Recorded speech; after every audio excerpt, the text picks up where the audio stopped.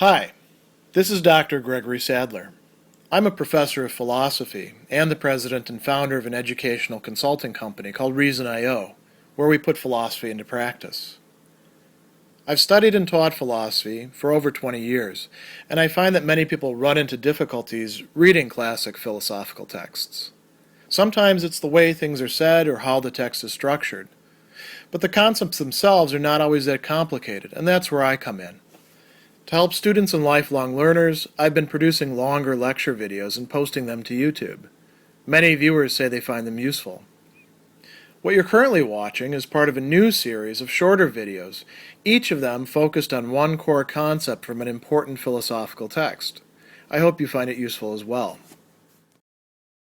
In Chapter 4 of his work, Philosophy as a Way of Life, which is titled Ancient Spiritual Exercises and Christian Philosophy, Pierre Hadot, in the middle of that chapter, is going to devote a lot of attention to talking about what we can call a Christian appropriation and transformation, perhaps even expansion of prosoche. Now, that is a Greek term that we see particularly used in Epictetus, and Hadot says that this is a fundamental attitude of the Stoic philosopher as prosoche. Attentiveness is probably the best translation for it.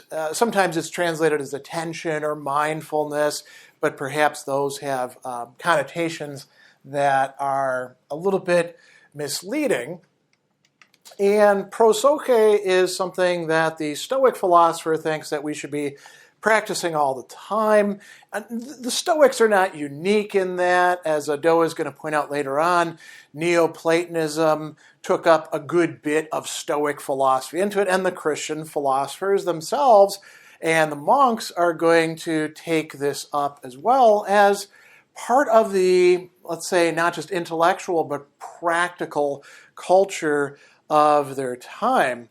So he's going to give us some interesting depictions of this. He says that this is going to be a person on the lookout for signs within himself of any motive for action other than the will to do good. But this self-consciousness is not just a moral conscience, it's also cosmic self-consciousness as well. And he says, we're talking about both the Stoic and the Christian, the attentive person lives constantly in the presence of God and is constantly remembering God.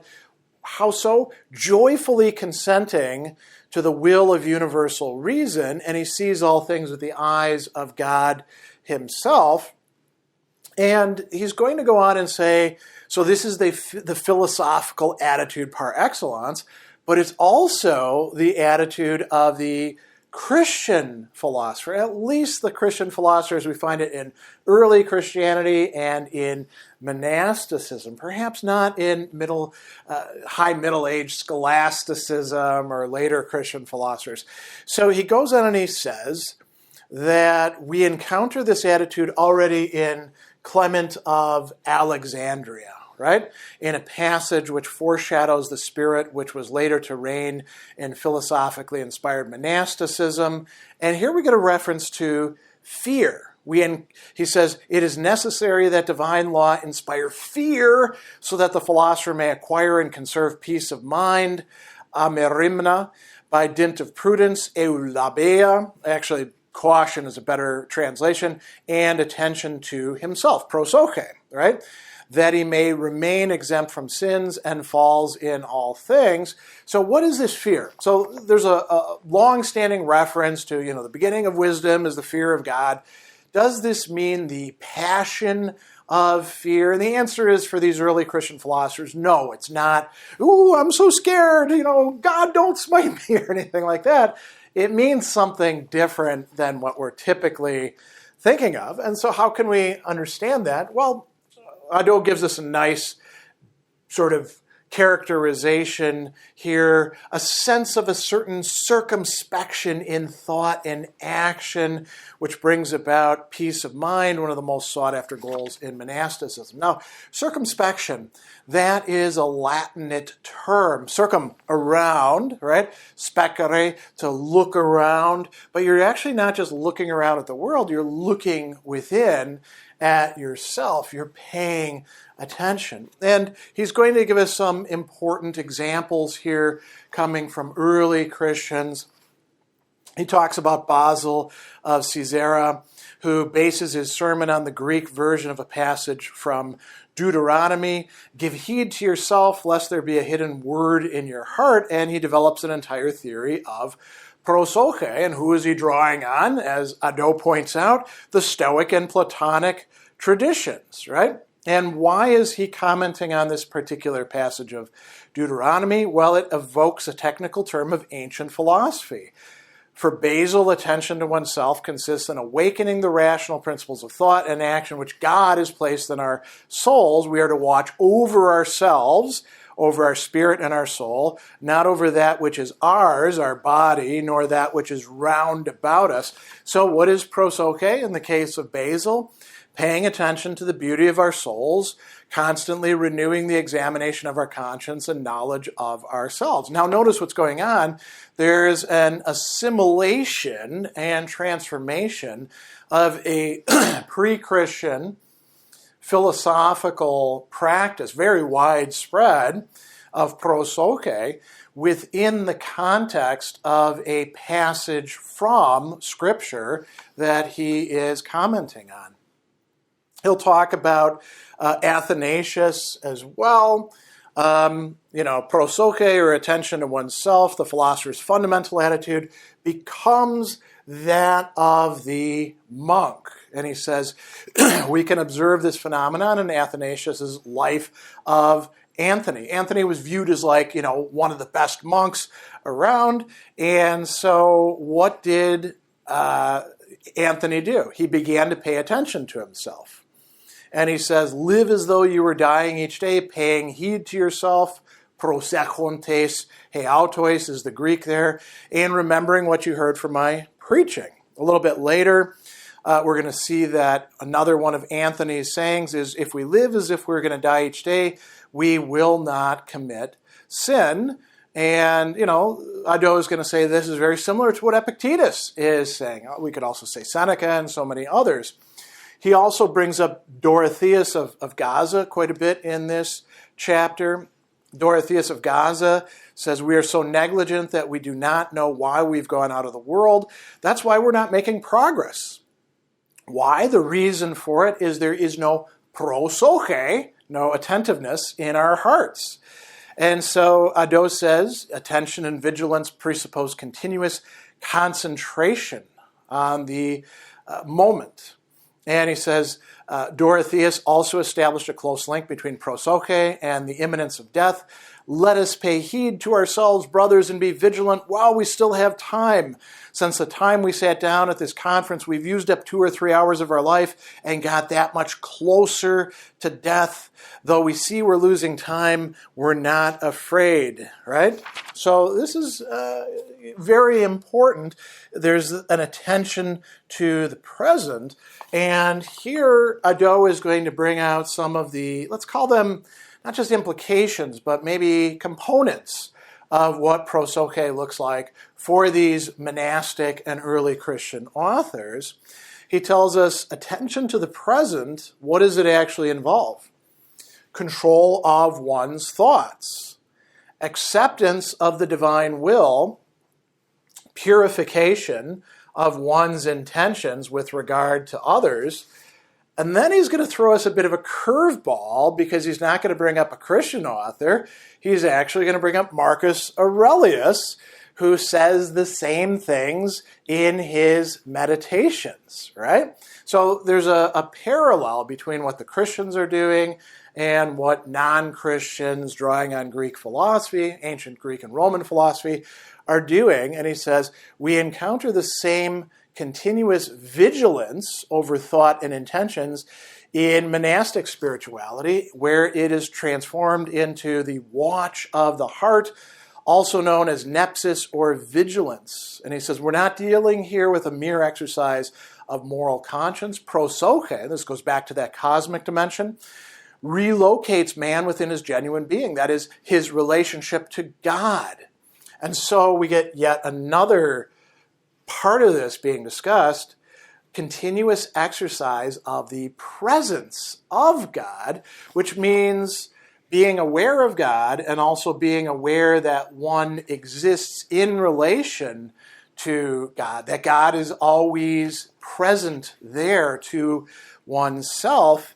And he says we have one of the fundamental themes of philosophical prosoche, presence both to God and to oneself. And then he's going to bring in another term, remembrance of God, being mindful, calling out of our memory. You can see this in, for example, St. Augustine, but many other authors as well. And it's interesting because he's going to once again draw parallels, right, to, for example, Porphyry or Marcus Aurelius. And so he talks about Basil, linking this explicitly to the watch of the heart. We must keep watch over our heart with all vigilance to avoid ever losing the thought of God. He talks about Diadochus of Photike, for whom the remembrance of God is entirely equivalent to prosoche, right? So this is really quite important, and Hadot will say clearly remembrance of God is, in some sense, the very essence of prosoche, the most radical method for ensuring one's presence to God and oneself. And then we get to another really interesting point here. And this is probably where we can say something that doesn't just apply to Christian treatments of prosoche, but also Stoic and others as well.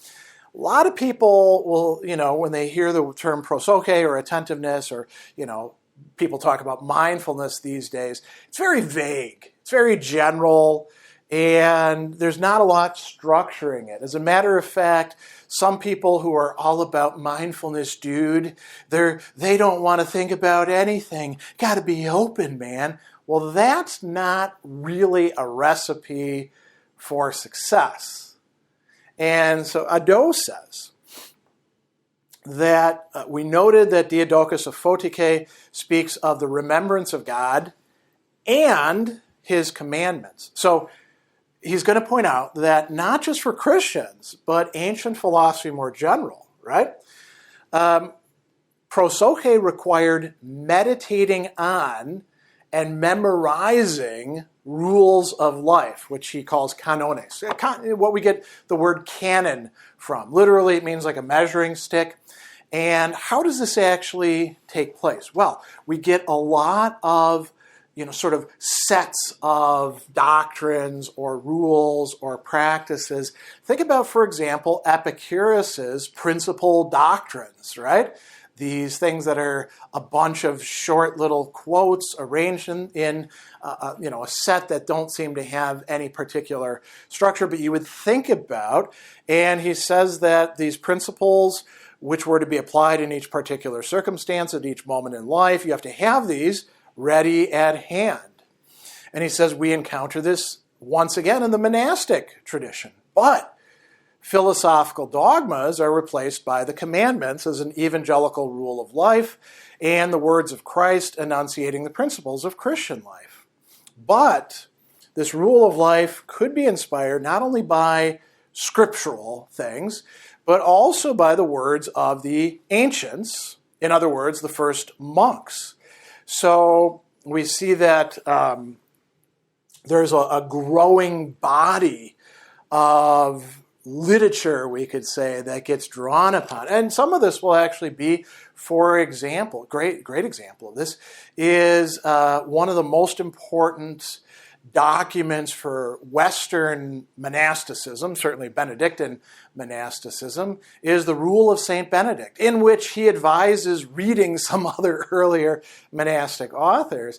But monks will actually read through the rule and think it over. And it's only one of multiple rules that are out there. So he goes on and he says that both the evangelical commandments and the words of the ancients were presented in the form of short sentences, right? So we have numerous collections of apothegmata, things that have been said, right?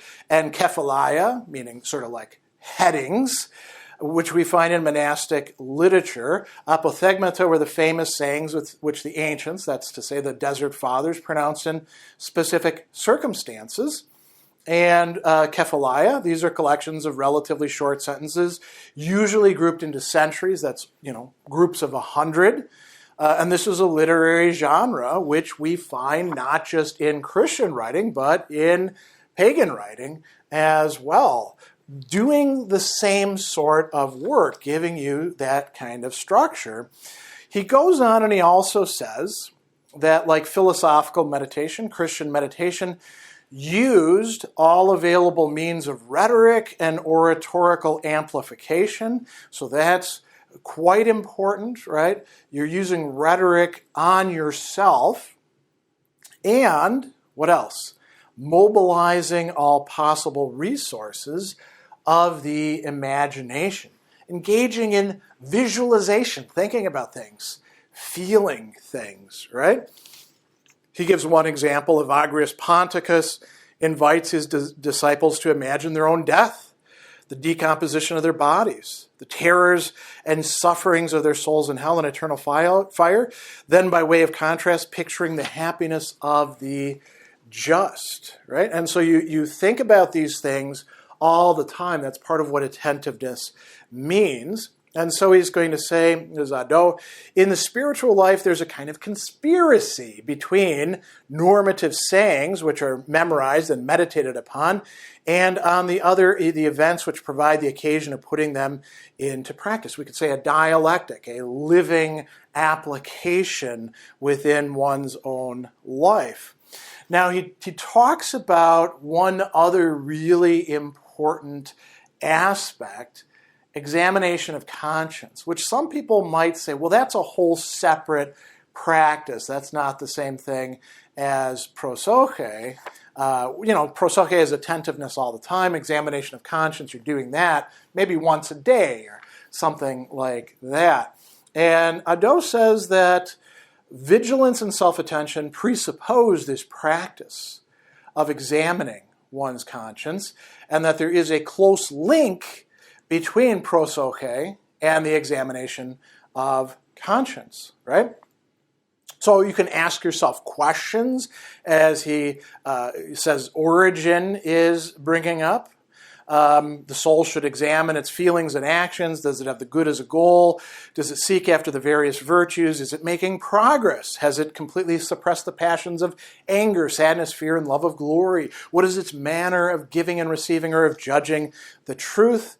And Hadot is going to say, so these are not exclusively Christian, and this takes its place in the philosophical tradition of the examination of conscience. A lot of Christians don't actually know that ancient philosophers also recommended examination of conscience. Pythagoreans, it was part of their stuff. We see that Seneca and Epictetus talk about it, the Epicureans, and even other people like Plutarch and Galen. And then we see later Christian thinkers like John Chrysostom bringing that up. And again, he invokes Dorotheus of Gaza. And we get a really interesting feature here, talking once again about St. Anthony, right? According to Athanasius, Anthony used to recommend to his disciples they take written notes of the actions and movements of their souls. So they're engaging in examination of conscience, but not as Seneca will say, I go to sleep and I think to myself as my wife is sleeping next to me, how did I do during the day? Anthony's actually saying, write it down, take notes on that, and you can go back to it afterwards and see. This is the process of journaling, right? We also see one other feature of this being discussed: dreams. Hadot says, Plato and Zeno had remarked that the quality of our dreams allows us to judge the spiritual state of our soul, and we find this observation repeated by Evagrius Ponticus and Diadochus of Photike. So examination of conscience has a pretty wide scope and a lot of connections with prosoche. Finally, we start moving into another topic, talking about self-mastery. Right? He says prosoche implies self-mastery. What does this involve? The triumph of reason over the passions, because the passions cause the distraction, dispersion, and dissipation of the soul. And we get a lot of discussions of exercises of self-mastery. And so part of it is attentiveness to the passions, which we're trying to root out. Now, that doesn't mean all emotions, by the way. The passions are the bad emotions, the ones that get us into trouble. We should still have joy and love and, things like that. But also attentiveness to habit. Breaking bad habits, right? Diminishing the number of our sins bit by bit, building good habits. That is what attentiveness should be taking as part of its content and also reinforcing and leading to. So what we see is that we've got this pre-Christian, well-established practice, a big practice of prosoche or attentiveness, which then gets assimilated as a really central part of Christian philosophy in early Christianity and in the monastic Christians as well.